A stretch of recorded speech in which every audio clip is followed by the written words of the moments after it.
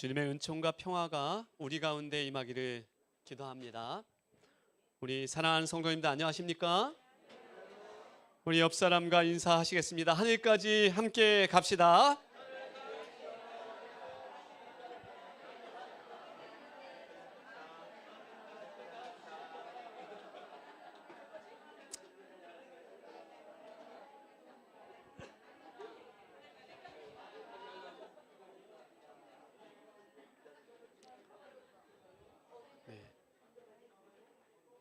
잔잔하게 아주 특별한 찬양으로 하나님께 영광 돌려주시고 또 우리의 마음을 하늘로 향하게 해주신 우리 찬양대원 모두에게 감사를 드립니다.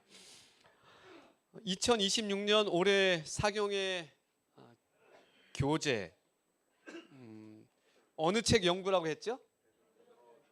뒤에 가시다 보면 책이 있어요. 여러분 가시다가 한 권씩 가져가시기 바랍니다. 조금 어려워요. 근데 이렇게 읽기가 이렇게 쉽게 다가오진 않는데 그래도 보시고요. 여러 각도로 우리가 이 베드로전서를 좀 살펴보려고 합니다.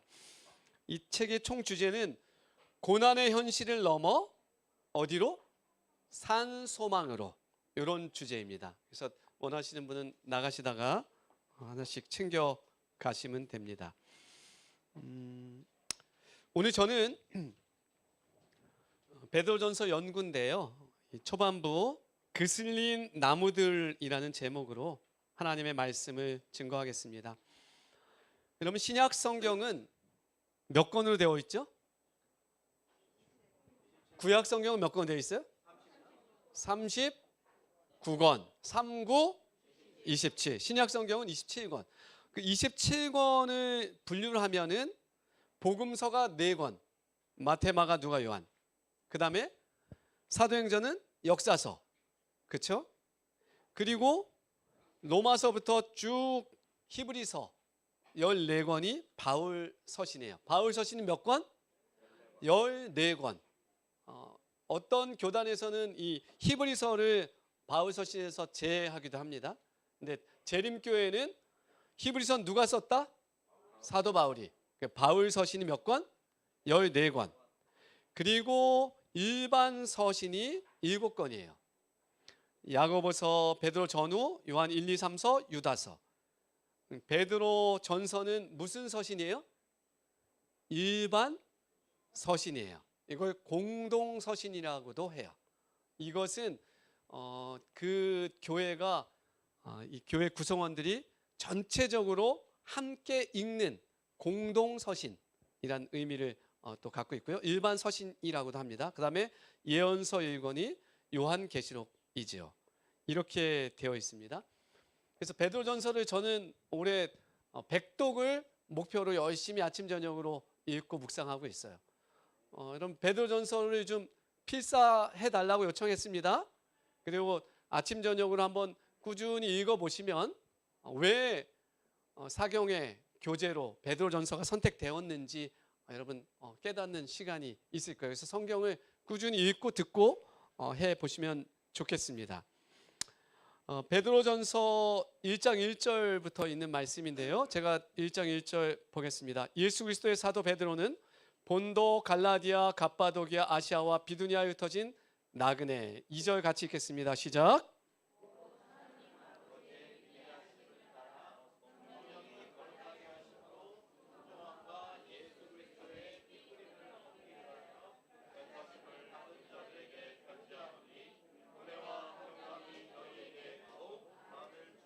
아멘. 지난번에 저는 이 서신을 기록한 사도 베드로에 좀 초점을 맞췄습니다. 오늘은 이 서신을 받는 무리들, 그들에게 좀 초점을 맞춰 보려고 합니다.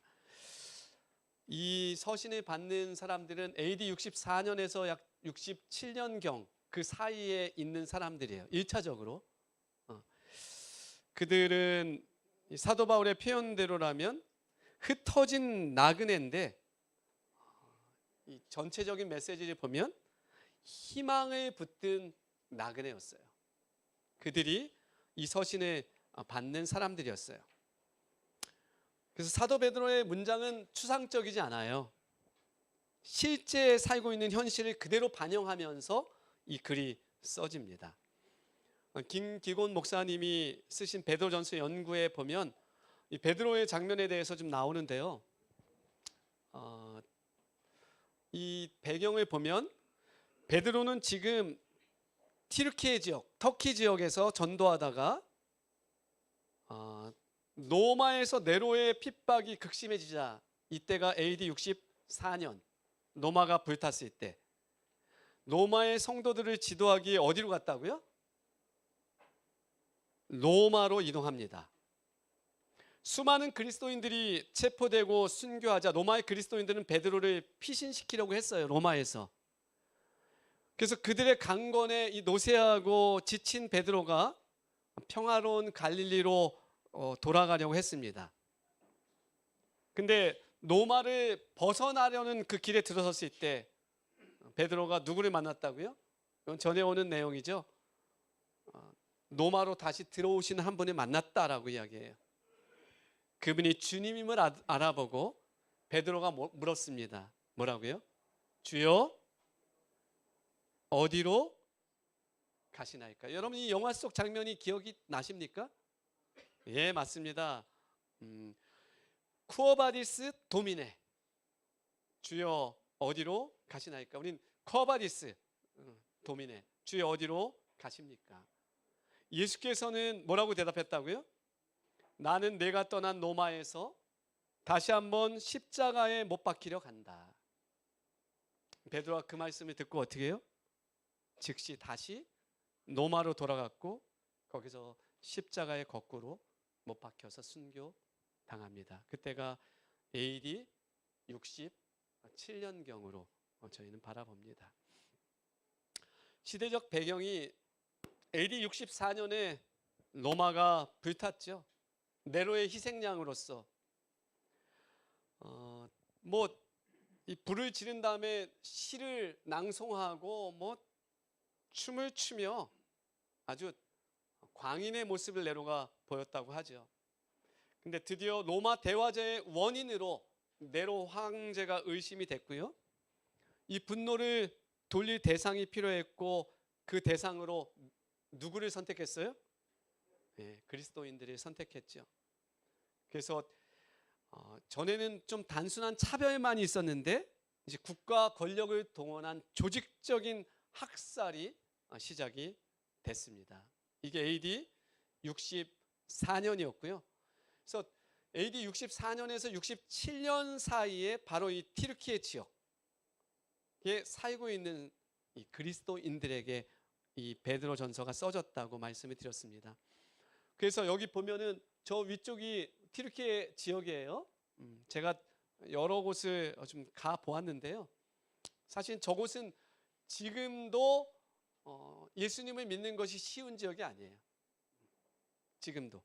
근데 그 당시에는 참 만만치 않은 지역이었죠. 그래서 저기 이렇게 보면 본도가 있고 갈라디아, 갑바도기아, 아시아, 비두니아 이렇게 이 지역 전체가 이 사도 베드로가 이 서신을 쓰고 받게 되는 그 수신자들이 살던 곳이죠.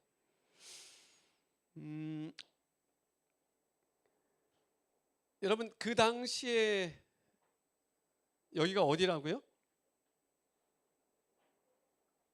좋은 시대죠. 약 AD 한 64년경에 에베소 지역을 좀 그려줘 그랬더니 저렇게 그려놨더라고요. 예. 보면은 여기가 이제 굉장한 도서관이 있었고요. 그 다음에 신전이 있고 기본적으로 저런 극장, 체육 경기장 정도는 이 도시들이 다 가지고 있었어요. 이건 한 곳이 아니라 이 튀르키예 전 지역에 이것들이 이렇게 분포되어 있어요.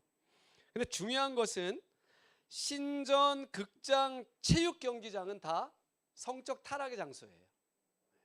그래서 거기서 어떤 이 종교적 예식은 매춘, 굉장히 심각한 상황 속에 있어요. 그러니까 에서버두 사빌라 전체가 그래요. 전체 아시아 전체가 그렇고 여기 이 지역 자체가 이 종교 행사랑 어떤 이 성적 타락과 매우 아주 붙어 있어요. 이 상황들이. 그래서 여러분 이교도의 종교 활동 참석을 거부하면 그러니까 그리스도인들이 참여를 할 수가 없잖아요. 그랬을 때 불이익이 있는데 이 부분이 이제 베드로전서 4장 3절은 이렇게 기록하고 있어요. 너희가 음란과 정욕과 술 취함과 방탕과 향락과 무법한 우상 숭배를 하여 이방인의 뜻에 따라 행한 것은 지나간 때로 족하도다. 4장 4절 다 같이 읽어보겠습니다. 시작.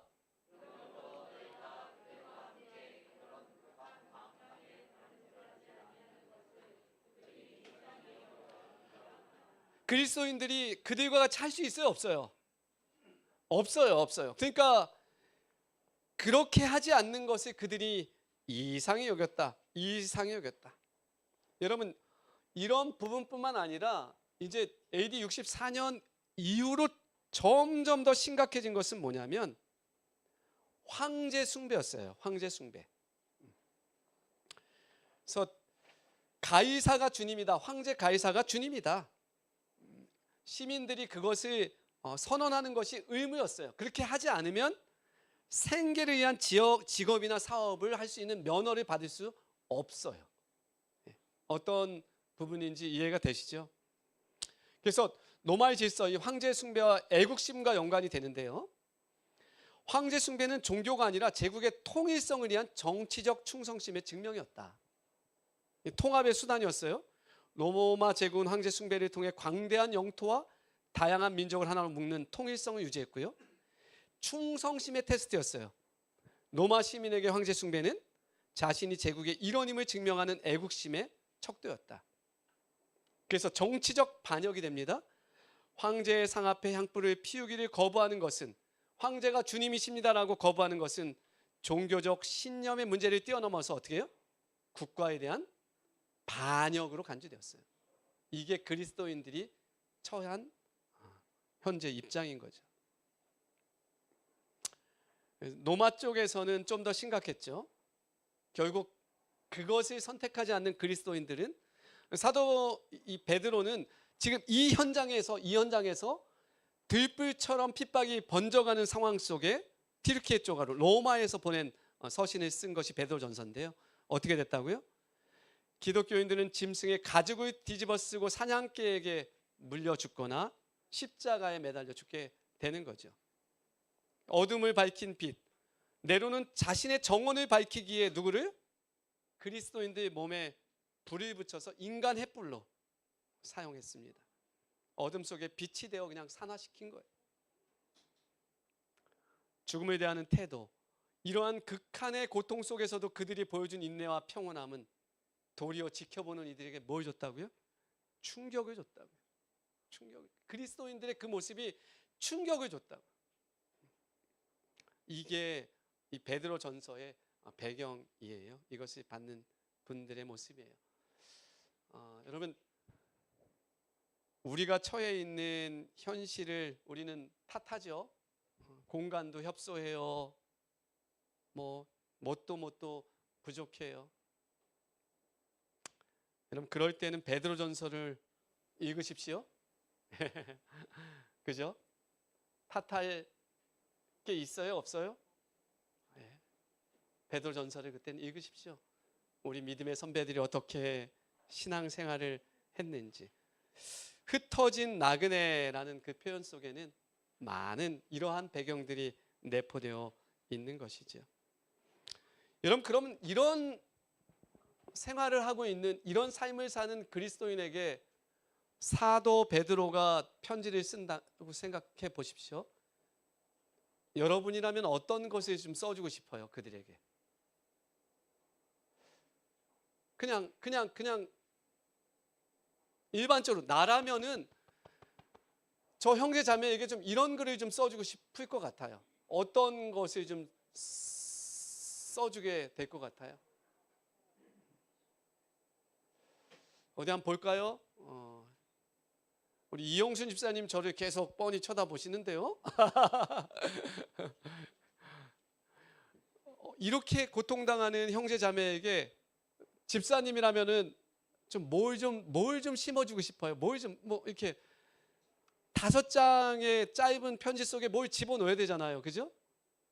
뭘 좀 써보고 싶을까요?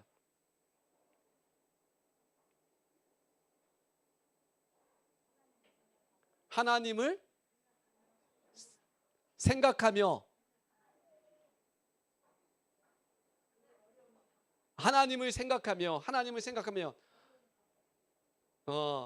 예수 그리스도의 어떤 십자가의 은혜를 생각하면서, 그죠? 그분이 그런 고난을 당했는데 생각하며 이 고난을 좀 이겨내자. 맞아요. 그게 녹아져 있죠. 우리 윤병민 집사님 또 제 눈에 크게 들어오는데 어때요? 이런 백성들에게 한 5장의 어떤 글을 쓴다면 어떤 걸 좀 써주고 싶어요? 그냥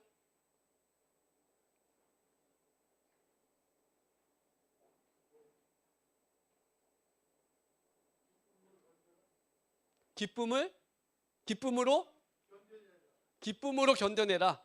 오히려 이 고난을 뛰어넘어서 기뻐하고 견뎌내자. 왜요?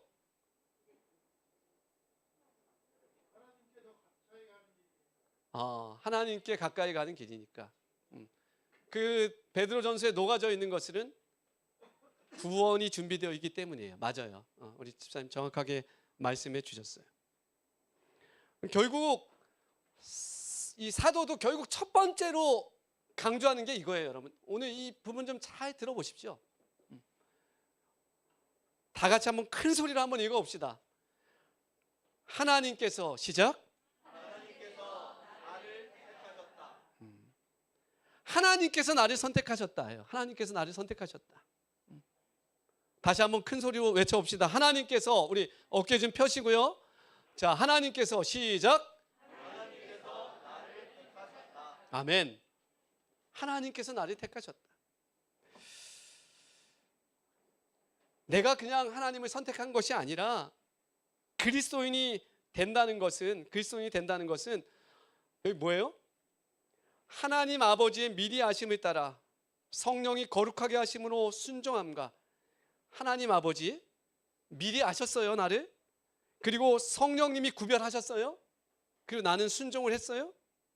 그리고 예수 그리스도의 십자가의 은혜, 그 은혜가 나에게 다가왔어요. 그리고 나는 그리스도인이 되었어요. 여러분, 그렇게 선택된 백성들이 지금 장이 월곡에 앉아 계신 여러분들이라고요. 여러분들이라고요. 그냥 앉아 있는 게 아니라고요. 이 선택되다, 헬라어로 에클렉토이는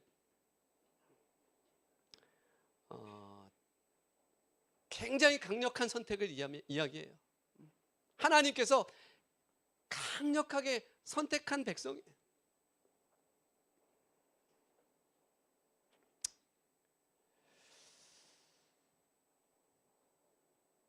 좀 힘이 들어도, 달아나고 싶어도, 여러분 그때 에클렉토이를 좀 기억해 주십시오. 하나님께서 이 교회에 나를 선택해서 앉혔다. 여러분들이 하나님을 위해서, 장이 월곡교회를 위해서 무언가를 해야 하기 때문에 하나님께서 그렇게 이 자리에 앉혔다. 여러분, 이 부분이 베드로 전서와 후서에 있어서 매우 중요한 부분이 됩니다. 왜냐하면 이 확신이 흐려지면, 이 선택의 확신이 흐려지면, 이 부르심의 확신이 흐려지면 그들이 놓아버릴 수밖에 없는 상황이 되기 때문에 그래요. 여러분들에게 제가 담임 목사로서 간곡히 당부합니다. 그냥 이 자리에 앉아 계신 것이 아니라 하나님께서 섭리하에 아버지 하나님과 성령 하나님과 예수 그리스도가 여러분들을 이 자리에 선택해서 세우셨음을 꼭 기억해 주시기 바랍니다. 사도는 두 번째 서신에서도 이렇게 강조를 하고 있는 거예요. 그래서 베드로후서 1장 10절입니다. 그러므로 시작.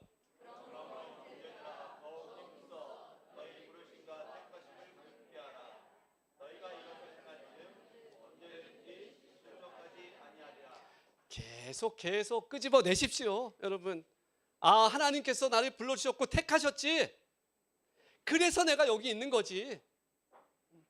계속 좀 끄집어 내십시오. 그러면 실족하지 않는다고요.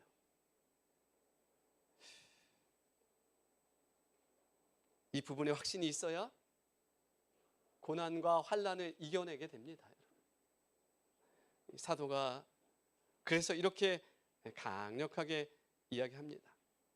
그리고 이 부분에 확신이 있어야 여러분 잘하게 돼 있어요. 베드로전서 2장 1절입니다. 그러므로 모든 악독과 모든 기만과 외식과 시기와 모든 비방하는 말을 버리고, 2장 2절입니다. 시작.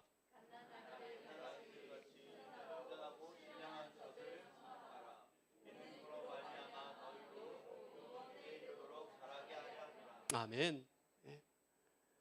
어떻게 하라고요? 하나님의 말씀을 좀 사모하고, 그래서 구원에 이르도록 좀 자라나라고요. 자라나라고요. 더 이상 아이가 아니라, 학생이 아니라 청년, 장년으로서 자라나라고요. 자라나라고요. 저는 우리 장애월국 성도님들이 이 말씀을 이렇게 자라나게 간절히 소원합니다. 흔들릴 게 없어요. 말씀이 나를 중심을 잡게 해요. 하나님의 말씀을 사모하면 꼭 자라나야 합니다.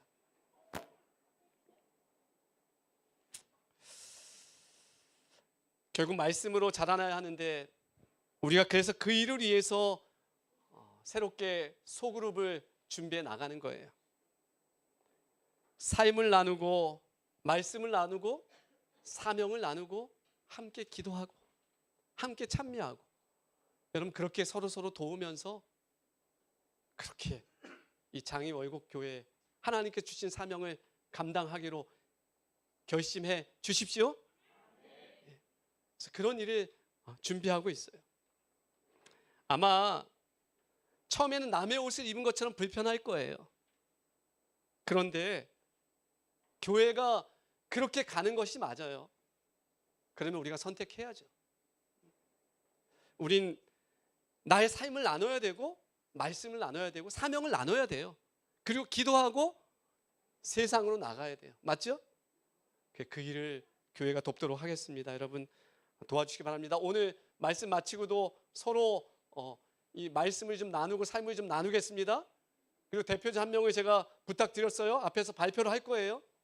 여러분 우리가 자꾸 나누자고요. 나누고, 이게 우리 이복형 집사님 조금 불편할 수 있어요. 그지만 해내야 합니다. 오늘 그 감사 그 노트 받으셨어요? 이용수 집사님한테 드리면 안 돼요. 예. 해내셔야 됩니다. 예. 감사의 글을 기록하고 앞에 나와서 발표하고 해내셔야 됩니다. 예. 그래야 우리가 자라납니다. 그래야. 아멘? 아멘. 전 죄송하지만 장애월곡교회를 생각하면 그슬린 나무처럼 느껴집니다. 1세기 기독교인들이 그슬린 나무인데, 이 대한민국이란 세상 속에서 장애월곡 재림교인들의 삶의 모습은 그슬린 나무 같아요. 척박한 땅에 심겨진 나무요. 이 당시에 보면 유대교는 어떻게 해요? 그래도 폭풍우 속에서도 깊은 뿌리로 버티는 고목이었다고 이 신학자들은 표현해요. 근데 초기 기독교회는 어때요? 비바람을 피할 지붕도 없이 척박한 땅에 옮겨진 뭐 같았다고요? 어린 묘목 같았대요. 우리가 보기에나 이렇게 사람들이 좀 많아 보이지, 세상에서 이 교회를 바라볼 때 여러분, 안식일을 지킨다고 하고 하나님 뜻대로 산다고 하지만 그 거대한 반석 같은 이 울산바위 같은 데서 바라볼 땐 계란처럼 보일 거 아니에요. 장애월곡교회가, 그죠? 어린 묘목이었다. 이 어린 묘목이 참 중요한 것은, 이 묘목은 거대한 제국의 박해라는 불길에 잎이 그슬렸어요. 핍박과 고난 속에. 근데 보이지 않는 뿌리를 서로 얽어매어 쓰러지지 않고 버텨냈다고요. 이 표현이 참 좋아요. 그들은, 한번 따라해보세요. 그들은 혼자가 아니었기에 생존할 수 있었다. 아멘. 혼자가 아니었기에 그래도 생존할 수 있었다. 그들은. 여러분, 버텨냈어요. 한 사람이면 패하겠거니와 두 사람이면 맞설 수 있나니. 빨간 줄, 우리 다시 한번 큰 소리로 읽어보겠습니다. 세 겹줄은 시작. 아멘. 이런 불에 그슬린 나무 같아도, 어린 묘목이어도 우리가 세 겹줄이 되면은 끊어지지 않는다고요. 우리 소그룹은 여러분들을 세 겹줄로 만드는 작업을 한다고요. 95% 이상 일주일 동안 하나님의 말씀을 묵상하고 나누는 경험을 만족시켜 드리겠다고요. 세 겹줄을 만드는 과정이에요.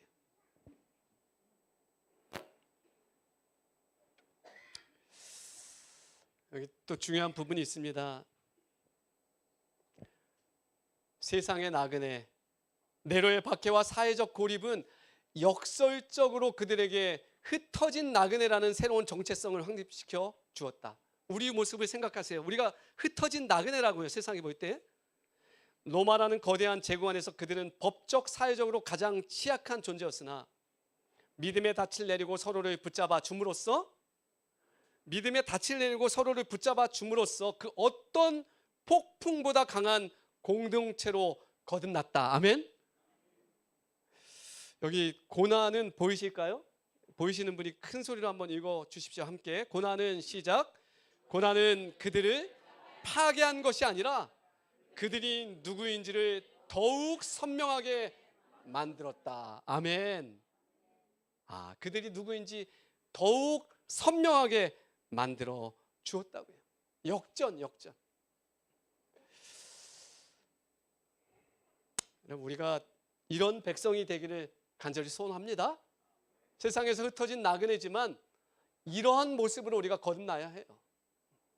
얼마나 우리가 단단한 묘목이 되어야 하는지, 말씀으로 자라나야 하는지를 보여줍니다. 두 번째 사도가 우리 윤병림 집사님 말씀하셨어요.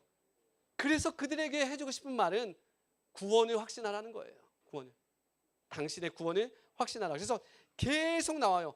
베드로전서 1장 3절에 보면 우리 윤병림 집사님 큰 소리로 좀 읽어주실래요? 우리 주 예수 그리스도의, 앞에 보입니까? 성경으로 읽으셔도 됩니다. 우리 주 예수 그리스도의 아버지 하나님을 찬송하리로다. 내 많으신 긍휼대로 예수 그리스도를 죽은 자 가운데서 부활하게 하심으로 말미암아 우리를 거듭나게 하사 산 소망이 있게 하시며. 뭐가 있다고요? 산 소망이 있다. 산 소망이 있다. 우리에겐 산 소망이 있어요, 여러분. 흩어진 나그네 우리에겐 산 소망이 있어요. 1세기 그리스도인들에게도 산 소망이 있죠. 1장 4절입니다. 그것은 뭐예요? 시작.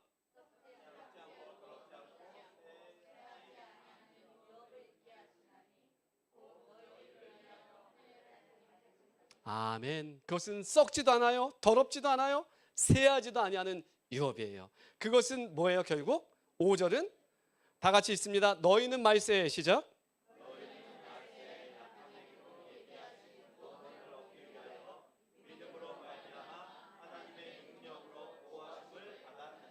결국은 하나님께서 택하셨다.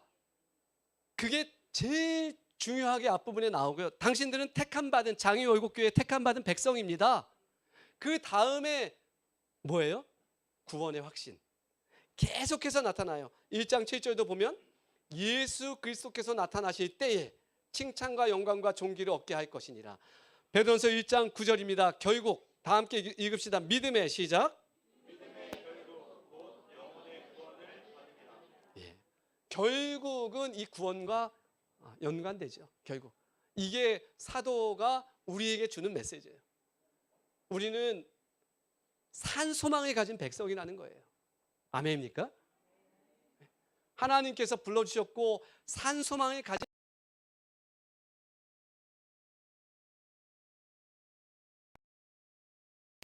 우리는 끝까지 안식일을 기억하여 지키며 하나님 뜻대로 순종하며 장애월곡교회를 지키며 투쟁하며 싸우며 나아갈 수 있는 그리스도인들이라는 거예요. 그 속에 여러 사연들이 있어도 여러분 이 부르심과 구원하심의 이 확신으로 인해서 넘어서는 그러한 성숙한 그리스도인 되시기 바랍니다.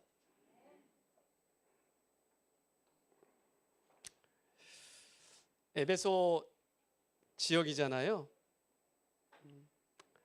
얼마나 화려해요. 얼마나 잘 살아요, 저 동네가.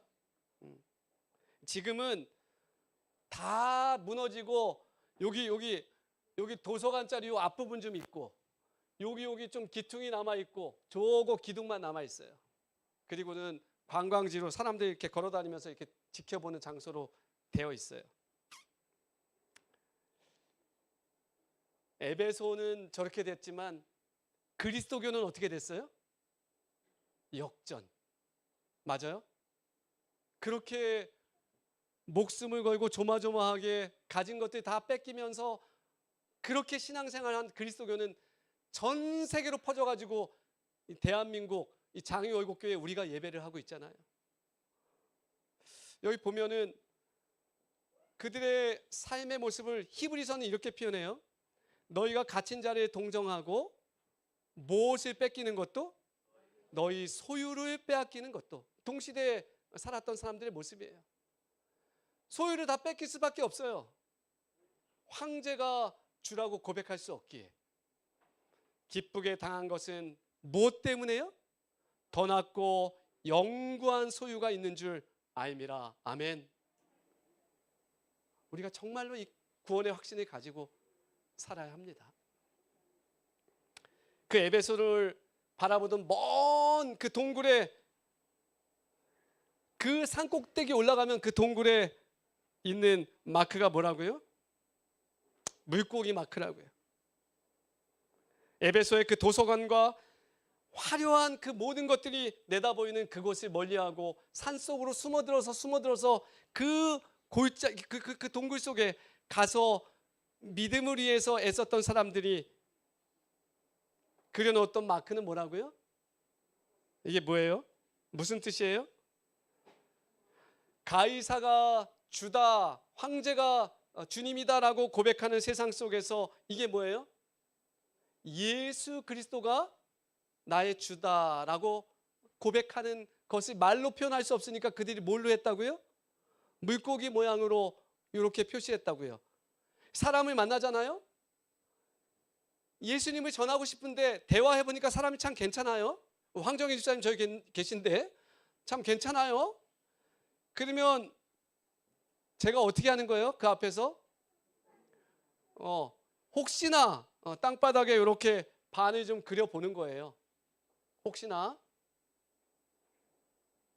그러면 저 사람이 나머지 반을 그리면 그리스도인이에요. 그러면 대화가 되는 거예요. 근데 반을 그리지 못하면 얼른 피해야 되는 거예요.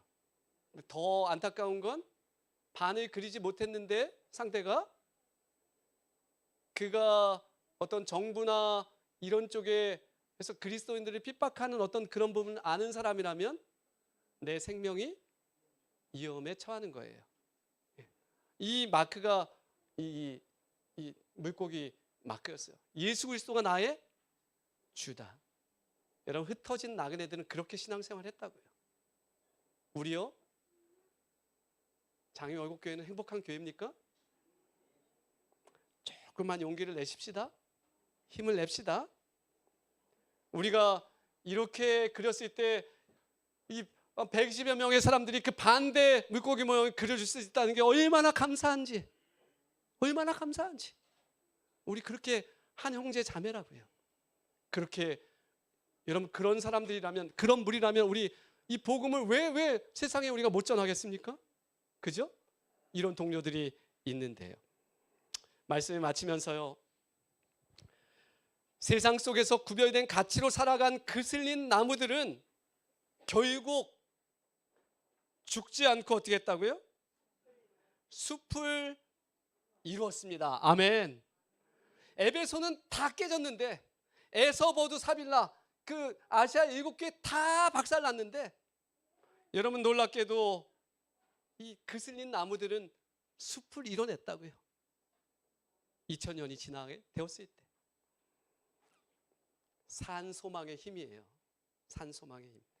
1세기 성도들의 삶은 오늘날 우리에게 거룩한 이방인으로 살아갈 용기를 전해준다. 아멘.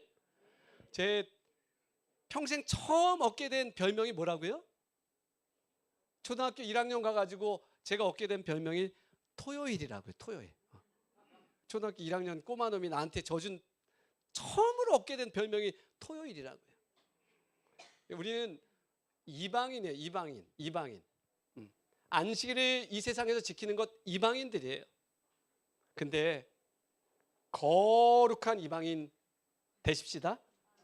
좀 남들과 다른 듯하고 좀 피곤하고 어려운 부분들이 있을지라도 거룩한 이방인, 흩어진 나그네.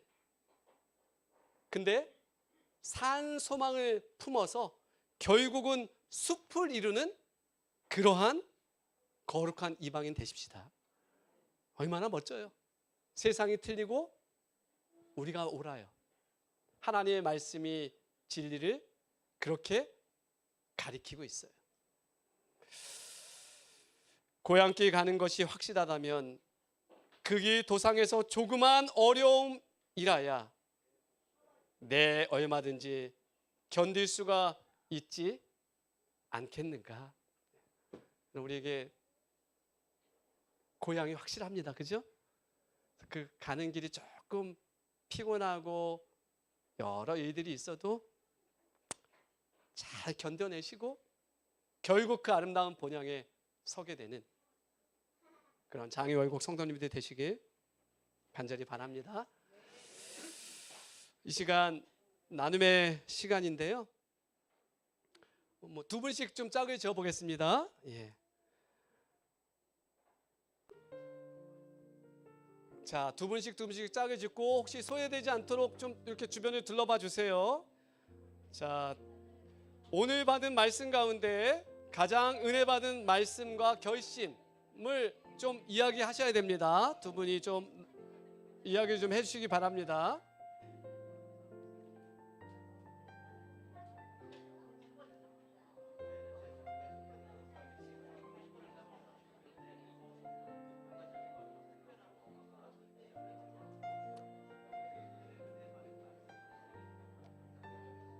자, 옆에 분과 좀 해주시기 바랍니다.